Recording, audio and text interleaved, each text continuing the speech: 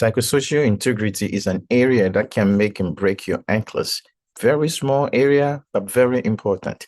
10 questions. Challenge yourself. Keep track of your record. Let's get to it and see how you do. I know you got it because you watch Adapt NCLEX. Number 1, a parent of what? A child. This is key. Pay attention. It's a trap. Diagnosed with hemophilia EA is speaking with the pediatric nurse. Which statement by the parents require the nurse to respond to first? Keep fat. Which statement should the nurse prioritize? Respond first, right? I will watch closely for signs of unusual bruising. I will encourage my child to wear protective gear during play. My child will be bleeding all the time. I'm disappointed my child will not be able to play contact sports.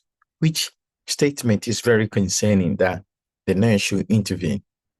It's a trap. Watch for it. Stop the video, pause the video, pick your answer, and let me know. Put it in the comment. First question. But I can tell you the right answer is C, because this is a misconception. Kid is not going to be a free bleeder. This is not the cause of hemophilia. They bleed more when they have injury or something happened. They did not just wake up and all of a sudden they're bleeding. So it's very important for the nurse to clarify this misconception. All other option, I will watch closely my son for what? Or my child for unusual bruising. Yeah, that's legitimate concern. I will encourage my child to wear protective gear during play. Legitimate concern. And the last one, he or she cannot play contact sports. Another legitimate. But when he said the kid is going to bleed all the time, that's false. The nurse will clarify that. Very, very important. A client is admitted to the psychiatry unit with diagnosis of schizophrenia. The client states, someone wants to kill me tonight. Which response by the nurse is most appropriate? You seem frightening. Can you tell me more about these thoughts? Nobody is trying to hurt you. Why do you think somebody wants to kill you? This is not real. You should stop thinking that way. This is what the NCLEX is going to ask you. Same thing. Use the concept, therapeutic communication. What is your answer? Pick your answer in the comment section. But in this situation, you got to ask for more. Ask for more. Let the patient speak. Don't talk. When you're talking, wrong answer. Therefore, the best answer. Are you frightening? Can you tell me more about this thought? You are not saying anything, but you're allowing the patient to take in charge. All other options are not appropriate. The client is preparing for left total hip replacement. Which statement by the client indicate emotional readiness for surgery? Emotional readiness, that's the buzzword, that's the keyword. I am glad we have an exercise program in place to start right after the surgery. I do not want to think about the surgery anymore. I'm sure nothing can go wrong during surgery. I will cancel the surgery if I continue feeling nervous. What do you think? Emotional readiness, that means you have accepted the ill situation. You're ready to do it. And therefore, if you're talking about exercise after surgery, you're ready. 1 is the right answer. 2, B, C, D does not indicate emotional readiness. And as assesses a client newly admitted to the mental health unit with the history of hallucination. The client points to a pair of slippers on the floor and states, there is a snake on the floor. Which response by the nurse are appropriate? Select or apply. I do not see a snake, but I understand that you are frightening. Can you tell me more about what you've seen? There's no snake there, and you need to stop imagining things. I see slippers on the floor. You may be seeing something different. The snake cannot hurt you because it is not real. Let's move away from the area while we walk or talk about what you are experiencing. This is the way the NCLEX will ask you question is therapeutic communication on hallucination and how do you approach it in a schizophrenia patient.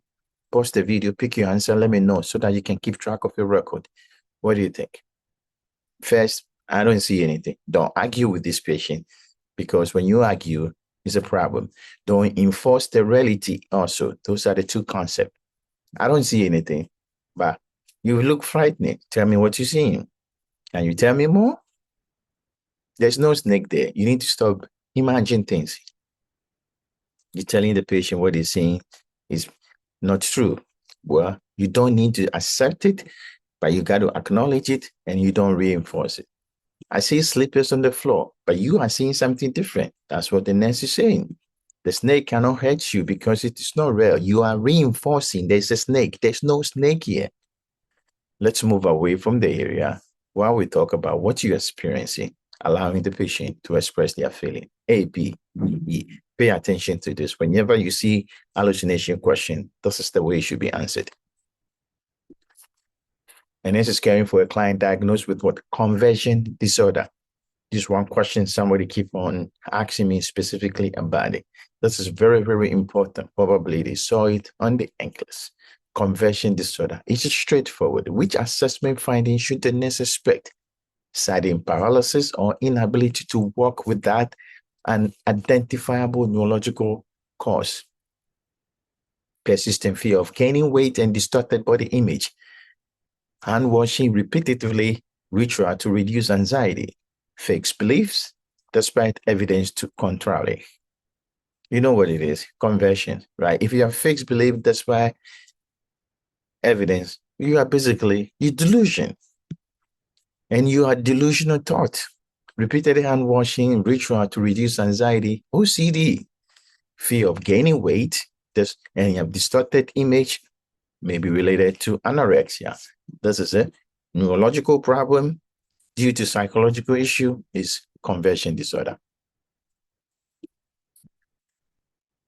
Hospice client is actively dying. The spouse asks why the client is agitated and restless and refusing to eat.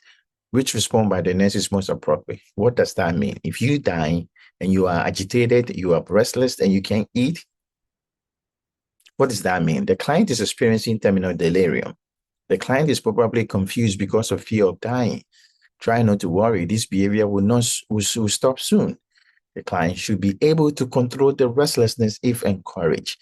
This is a teaching moment. You have to let the client family know that this happened when you are about to die. Your body go into this mode. Delirium, terminal delirium, okay, during impending death.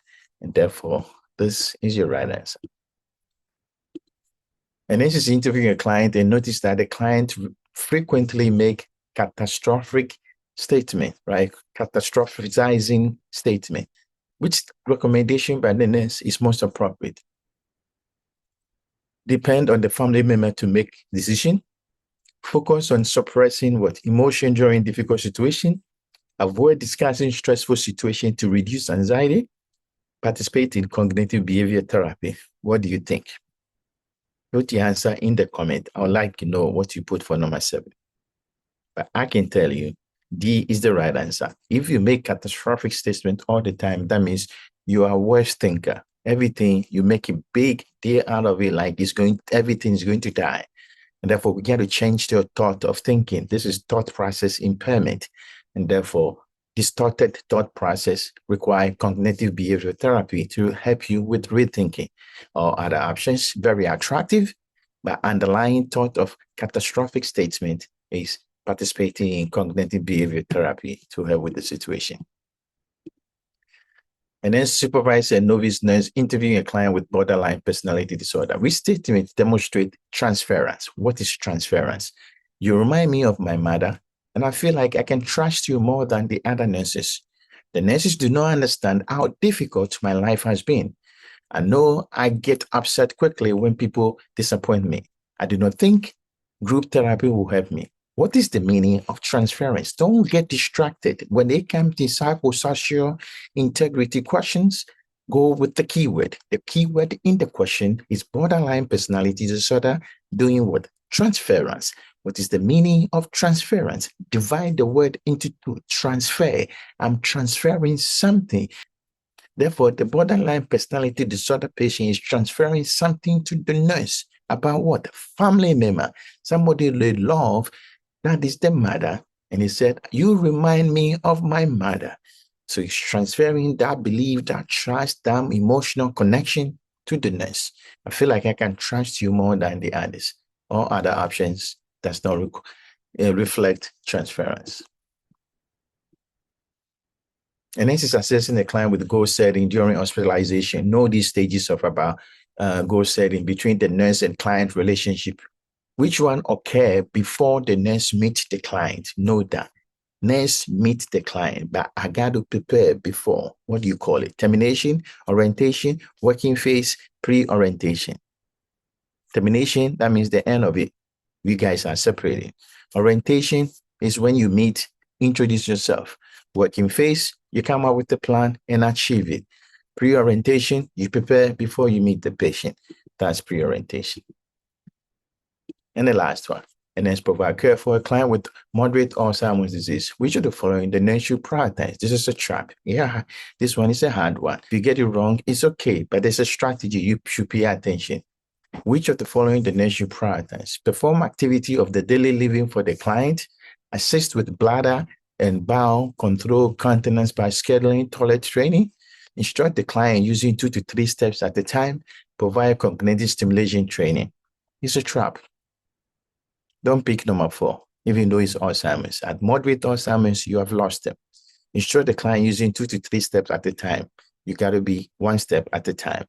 Assist with bladder and bowel control. Yes, they can't do anything when they get to moderate. This is self-care is affected. Activity of daily living for the client. You can't perform everything, but the most important thing is self-care. Therefore, D is your right answer. 10 questions. Psychosocial integrity. What is your score? Put it down.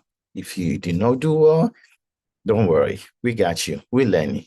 By the end of this video, this is the 7th video. Watch all of them. You'll master the concept answering psychosocial integrity. Take care of yourself. And if you don't subscribe, just subscribe down and let us know how you're doing. Give us a love where you're watching from. Take care of yourself and good luck. Bye.